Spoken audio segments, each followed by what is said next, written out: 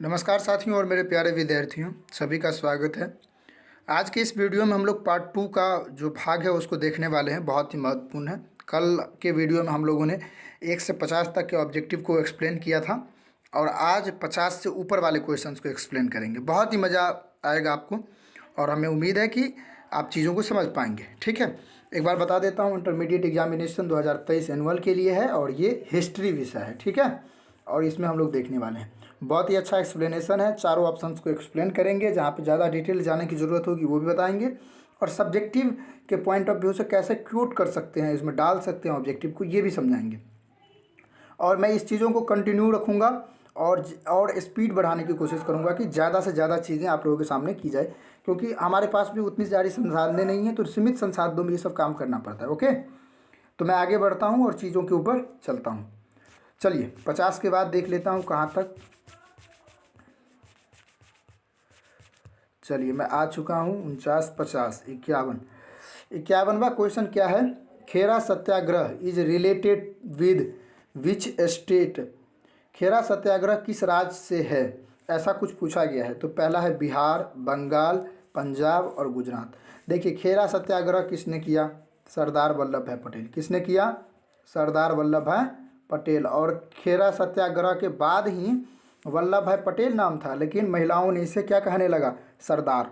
Okay, तो खेरा सत्याग्रह गुजरात में हुआ था। कहाँ पर हुआ था? गुजरात में। इसका करेक्ट आंसर क्या होगा?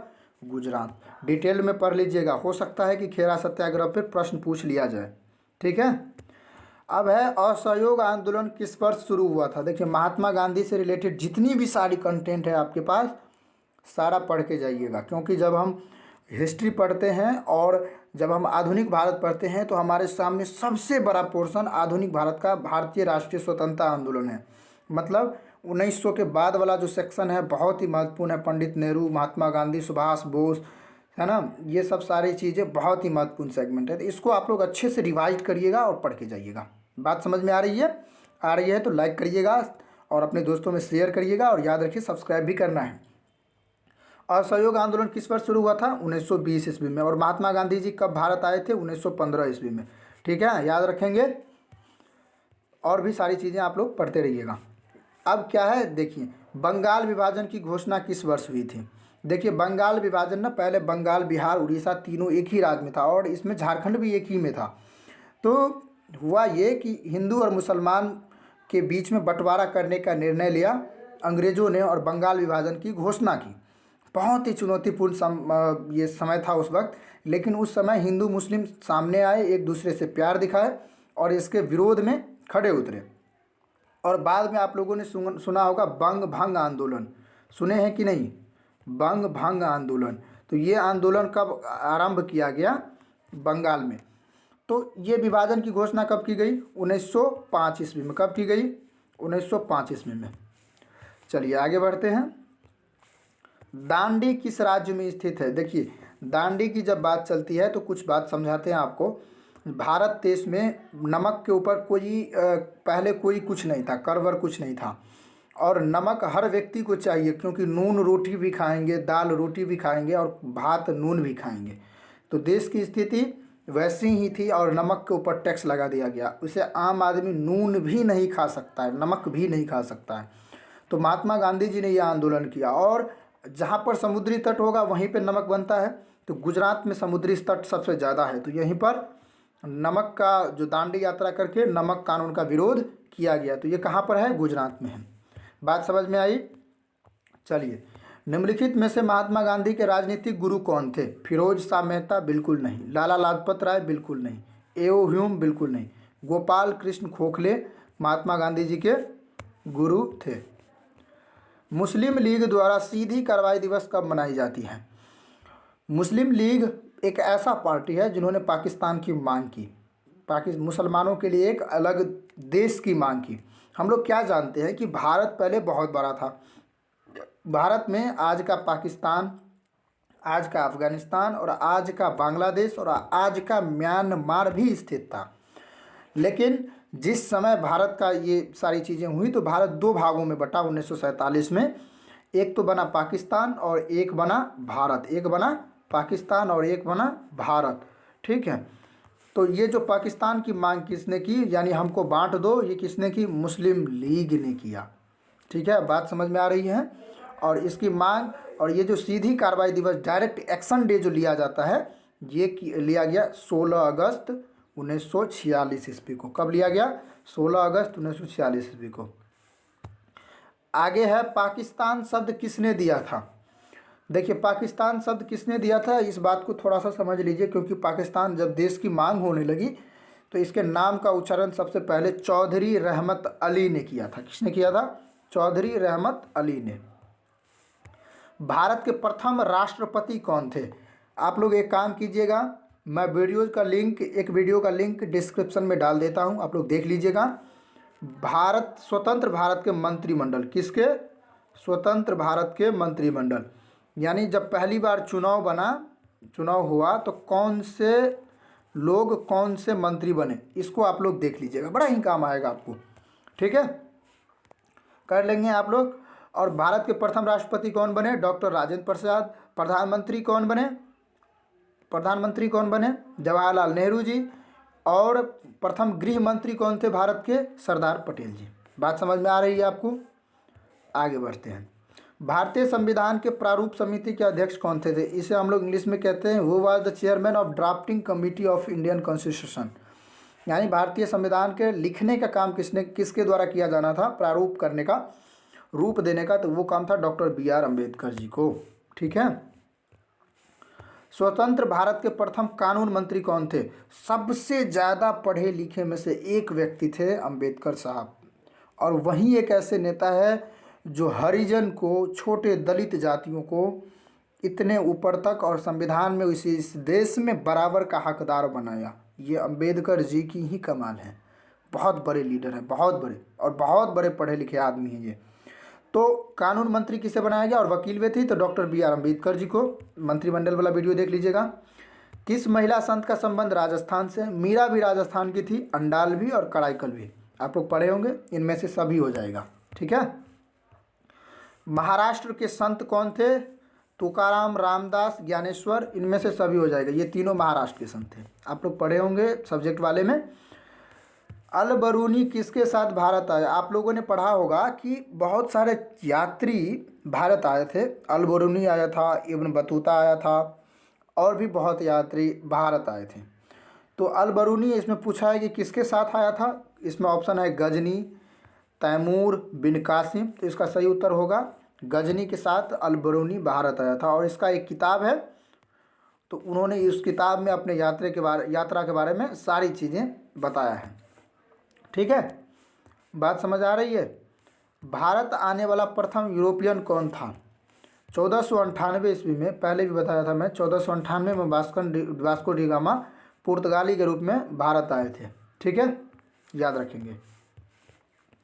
अस्थाई बंदोबस्त कहाँ लागू किया गया, where was the permanent settlement implemented. मतलब ये बंदोबस्त मतलब क्या होता है, मैं थोड़ा सा बता देता हूँ आप लोगों को। ये जो कर का व्यवस्था है ना, टैक्स वाला, ये व्यवस्था लागू किया गया अंग्रेजों द्वारा। अस्थाई बंदोबस्त, महलवारी व्यवस्था और एक रैयतवारी व्यवस्था, ये तीनों व्यवस्था से लोगों से पैसे लिए जाते थे, अनाज लिए जाते थे, कर लिए जाते थे। ये जो अस्थाई बंदोबस्त है ये बंगाल में लागू किया गया। और उस समय के बंगाल यानी बंगाल, बिहार, उड़ीसा और झारखंड सहित ये सभी राज्य इसी में आ जाते हैं। बात समझ आ रही है। सबसे बड़ा केंद्र उस समय था उद्योगों के मामले में। चलिए, the history of the Indian national Congress INC, जिसका हाथ छाप है, निशान, इस पुस्तक की रचना किसने लिखी, पट्टाभी सीतारमैया, अशोक मेहता, रॉबर्ट्स और कोई नहीं। इसकी रचना पट्टाभी रमैया ने किया है, हाल ही में, आप लोग पढ़ लीजिएगा। ठीक है, याद कर लीजिएगा। दक्षिण भारत में किस स्थान पर विद्रोह हुआ था, कोल्हापुर, सतारा, पूना और इनमें से कोई नहीं। इसका सही उत्तर है कोल्हापुर में हुआ था। ओके। पटना में 1857 के क्रांति का नेतृत्व किसने किया, देखिए पूरे बिहार में एक व्यक्ति ने क्रांति का नेतृत्व किया, उसका नाम है बाबू कुंवर सिंह। ठीक है, और उसका भाई था अमर सिंह, उन्होंने भी साथ दिया। ओके, तो ये याद रखेंगे आप लोग, अमर सिंह और कुंवर सिंह। लेकिन पूछा है कि नेतृत्व किसने किया, तो यहाँ पर किसका होगा? कुंवर सिंह। पटना हो, मुजफ्फरपुर हो, कहीं पर हो, किसने किया नेतृत्व? बाबू कुंवर सिंह। 1857 का विद्रोह कब आरंभ हुआ? बहुत ही महत्वपूर्ण क्वेश्चन है। इसका सही उत्तर क्या होगा? 10 मई। 1857 के विद्रोह के समय भारत का गवर्नर जनरल कौन था? देखिए, लॉर्ड कैनिंग उस समय में गवर्नर जनरल था। और उसी 1857 के विद्रोह के बाद कंपनी पहले शासन करती थी। कौन करती थी? कंपनी। कंपनी मतलब जो व्यापार करने के लिए ईस्ट इंडिया कंपनी आई थी वो शासन करती थी। पर 1857 के भारी विद्रोह के बाद ब्रिटिश सरकार ने कंपनी को हटाकर खुद शासन करने लगी। यानी ब्रिटिश के जो राजा थे, प्रधानमंत्री थे, वो लोग खुद शासन कर कंपनी को अब समाप्त कर दिया। भारत की राजधानी कलकत्ता से दिल्ली कब स्थानांतरित किया गया? ये सब याद करने वाली चीज़ें हैं, तो 1911 याद रखिएगा। अखिल भारतीय स्तर पर पहली जनगणना कब हुई? 1872। कितने ईस्वी में हुआ? 1872। बीपीएससी में भी पूछा गया है। इंडिया गेट का निर्माण कब हुआ? When was India Gate built up? ये कब किया गया? 1931 ईस्वी में। कब किया गया? 1931 ईस्वी में। याद रखिएगा, ये सब डायरेक्ट है, याद रखिएगा। चंपारण सत्याग्रह का संबंध किस राज्य से है? आप लोग पढ़े होंगे, बिहार से है। महात्मा गांधी जी सबसे पहला आंदोलन बिहार से ही शुरू किया था और पूरे भारत का मार्ग यहीं से प्रशस्त हुआ था। तो ये भारत है और बिहार है। दिल्ली चलो का नारा किसने दिया? सुभाष चंद्र बोस जी ने कहा कि घर में बैठने से कुछ नहीं होगा, घर में हल्ला करने से कुछ नहीं होगा, दिल्ली चलो और अपनी खून दो, मैं तुम्हें आज़ादी दूंगा। ये नारा किसने दिया? सुभाष चंद्र बोस। और भारत के सबसे पहले प्रधानमंत्री के रूप में अगर किसी को देखा जाता है तो सुभाष चंद्र बोस जी को देखा जाता है, पर उनकी मृत्यु हो गई विमान दुर्घटना में। अगर वो होते तो हमें लगता है कि आज इस देश, मतलब अब कामना नहीं कर सकता हूँ, पर मैं अगर सोचता हूँ कि अगर वो होते तो बात कुछ और होता। किसका नाम देंगे? सुभाष चंद्र बोस जी का। चलिए, बहुत ही सम्माननीय व्यक्ति हैं हमारे। 1942 में कौन सा आंदोलन शुरू हुआ? 1942 में जब द्वितीय विश्व युद्ध चल रहा था। द्वितीय विश्व युद्ध कब से कब तक चला? याद है? 1939 से 1945 तक। कब से कब तक? 1939 से 1945 तक। तो जब द्वितीय विश्व युद्ध चल रहा था तो उस बीच में महात्मा गांधी जी ने एक आंदोलन नारा दिया, भारत छोड़ो आंदोलन। भारत छोड़ो आंदोलन, अंग्रेजों भारत छोड़ो। ये किसने कहा? महात्मा गांधी जी ने कहा। साबरमती किस राज्य में स्थित है? साबरमती से दांडी मार्च शुरू किया गया था और पूरे अंग्रेज सरकार हड़कंप मच गई थी। ये एक ऐसा यात्रा था जिसमें सभी लोग शामिल थे। आज राहुल गांधी जी भारत जोड़ो यात्रा कर रहे हैं, भावनाओं को जोड़ने की यात्रा कर रहे हैं, आप लोग जानते होंगे। तो साबरमती गुजरात में स्थित है और एक गीत भी है, साबरमती के संत ने कर दिया कमाल। तो इसी तरीके से आप लोग याद रखिए। और गांधी जी भी कहाँ के थे? गुजरात के ही थे। चलिए, साइमन कमीशन कब भारत आया? 1928 में आया। ये 2 बार आया था, एक मार्च में आया था और एक बार अक्टूबर में आया था, और ये 2 बार आए। और इन्होंने अपनी समिति का रिपोर्ट दिया, फिर अंग्रेजी सरकार ने इसे लागू किया, इसे प्रेस पर तय किया और फिर लागू किया, फिर विरोध हुआ। ये सारी चीज़ें हुई, आप लोग डिटेल में पढ़े होंगे, मैं बताऊंगा। फॉरवर्ड ब्लॉक की स्थापना किसने की? फॉरवर्ड ब्लॉक की स्थापना किसने की? Who founded the forward block? Subhash Bose ने। किसने किया? सुभाष चंद्र बोस ने। भारतीय संविधान सभा के अध्यक्ष कौन थे? बताइए, भारतीय संविधान सभा के अध्यक्ष कौन थे? इसका सही उत्तर है डॉक्टर राजेंद्र प्रसाद। कौन थे? राजेंद्र प्रसाद। स्वतंत्र भारत के प्रथम गृह मंत्री कौन थे? स्वतंत्र भारत के प्रथम गृह मंत्री कौन थे? पटेल है, नेहरू, गांधी है, नेहरू है और बोस है। हमने वहाँ पर बताया था, पहला मंत्रिमंडल वाला वीडियो देख लीजिएगा। कौन होगा? पटेल साहब होगा, सरदार वल्लभ भाई पटेल, जिसे यूनिटी ऑफ स्टैच्यू कहा जाता है। इन्होंने ही पूरे भारत को एकता के सूत्र में बांधने का प्रयास किया और सफल भी हुए। स्वतंत्र भारत के प्रथम उपराष्ट्रपति कौन थे? Who was the first vice president of independent India? उपराष्ट्रपति यानी राज्यसभा के पदेन सभापति। राज्यसभा के सभापति कौन होते हैं? ऑनरेबल चीफ, वो होते हैं उपराष्ट्रपति। और सबसे पहला उपराष्ट्रपति कौन है? एस राधाकृष्णन, सर्वपल्ली राधाकृष्णन। ओके। भारतीय राष्ट्रीय कांग्रेस की पहली महिला अध्यक्ष कौन थी? सरोजिनी नायडू, याद होगा। व्यक्तिगत के सिद्धांत का संबंध किससे था? लॉर्ड डलहौजी से। किससे था? लॉर्ड डलहौजी ने इस सिद्धांत को दिया था। लखनऊ से 1857 के विद्रोह का नेतृत्व किसने किया था? आप लोगों को याद होगा, बताएंगे जरा किसने किया था?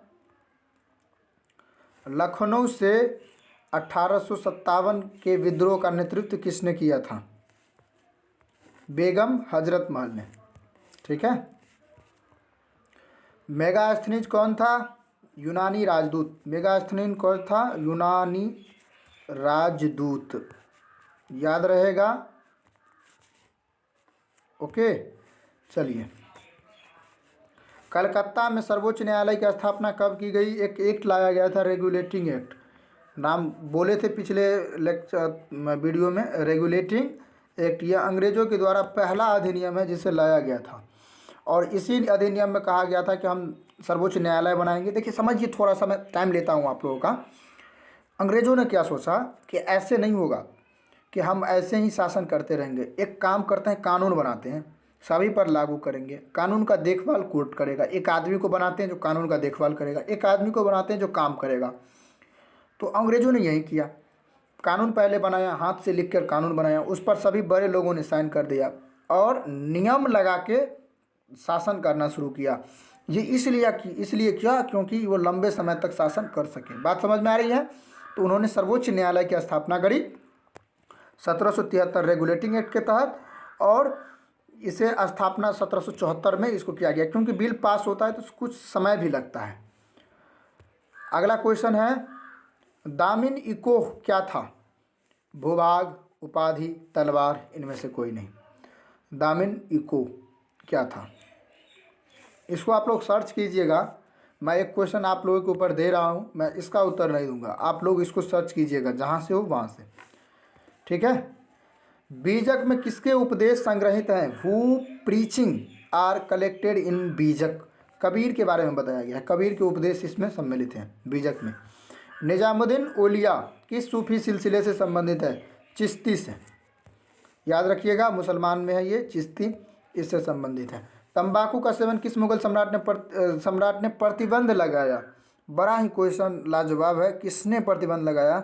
बाबर तो नहीं, बाबर के समय में यूज ही नहीं हुआ था, अकबर के समय में यूज हुआ। हमें जहाँ तक लग रहा है इसका सही उत्तर शाहजहाँ होगा। मैं अभी इस चीज़ को लेकर कंफर्म नहीं हूँ, थोड़ा सा आप लोग ध्यान दे दीजिएगा इस पर। ओके, हर चीज़ के ऊपर कंफर्म होना थोड़ा सा दिक्कत है।